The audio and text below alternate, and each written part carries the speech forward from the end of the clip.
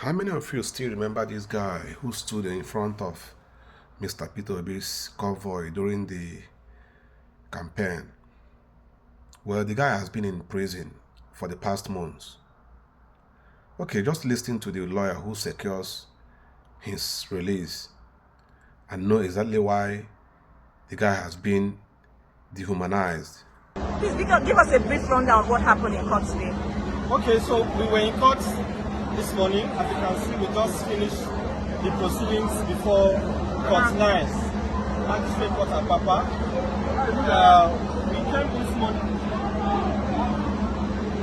this morning regarding the case of Alabi Qadri, a 17-year-old teenager who came to fame in 2023 during the elections, when he spontaneously jumped and stood in front of the convoy of the presidential candidate of the Labour Party, Mr. Peter Obi.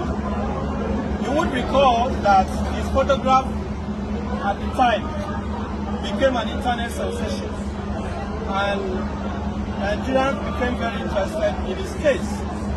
Following that, a lot of people made donations to him, and his matter was widely reported. Quite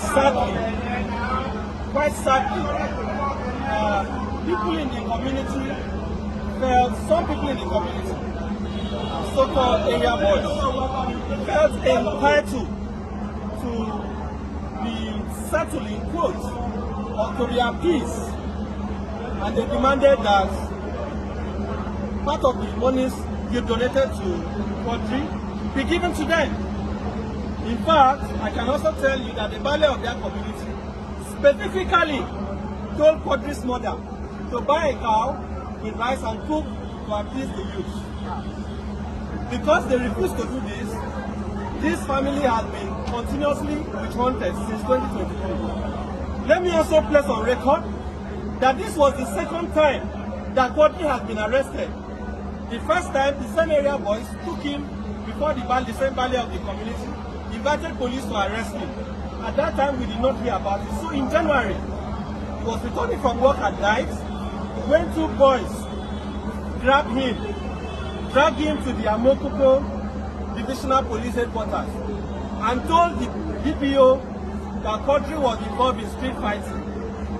To our greatest dismay, on the 27th of January, the police brought him before the same court to be remanded, only for them to get to court, and they were told that Qadri was being wanted in connection with a case of armed robbery. The family was very shocked by this development. The family had no hand in this, and therefore nobody heard about it until one Hassana brought this matter to please come to this side. Brought this matter to social media X, and our attention was called to it, and the family then briefed me to represent him. This is the mother of Qadri, and this is Hassana, the activist who brought the matter to public attention.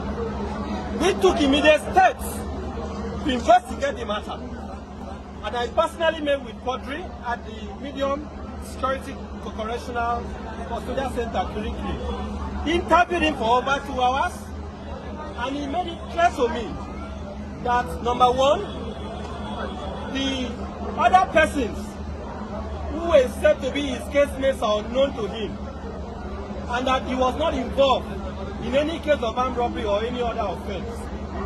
We therefore took steps to bring the matter to the attention of the DPP. Finally, the Director of Public Prosecution issued a legal advice, and as you can see today, the court found that Alabi Qadri had no case to answer, he was not involved in armed robbery, and there was no basis for him to be arrested.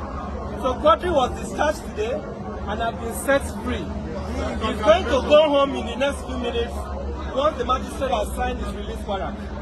So I want to thank Nigerians who have shown solidarity with Qadri, and I want to state on record that the DPO of Amokoko Divisional Headquarters must immediately be removed. I am calling on behalf of the family that the DPO of Amokoko must be removed immediately, and that even the IPO and other officers who were involved in this very devilish act of framing up a minor for armed robbery must be made to face orderly room trial.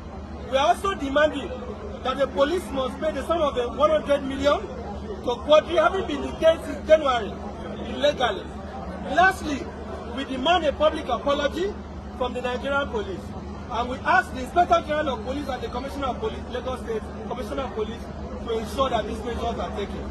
Currently, Qadri and the family are under constant threat. We may have to find a way to relocate them from where they are staying because they are not safe. They have been even out there this morning before they came to court. They still went back to threaten them.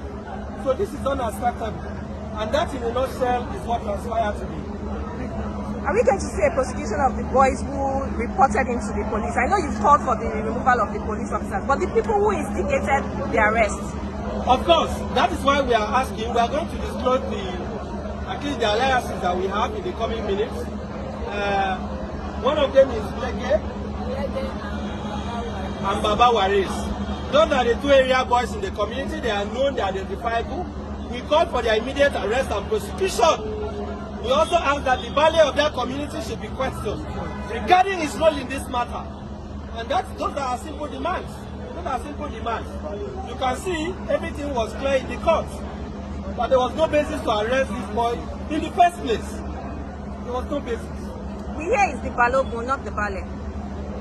Well, can we confirm? That is going to be, clarified. But what I can tell you is that a traditional person in that community, they know him as Bale, had a hand in what had happened, and we would like him to also answer some questions. But our major target is the DPO, the IPO of Amokoko Divisional Headquarters, and the two area boys that we have mentioned. Let them explain to the world why Qadri was arrested in the first place. Okay, how did you discover that Qadri was a bad boy? If you speak of it. Last month, in February, we organized a football match between Kirikiri Indians and Teta Influencers. So we got to know about one guy. That was there. He was owing the sum of 1.2 million naira, and that was why he was lost. So after we helped that guy in prison, he told us to come to the country. That was how we started. We're here last month. Tuesday, that was the case was adjourned till 28th of this month, specifically 28th, due to the corona, the case was brought forward today. Thank you.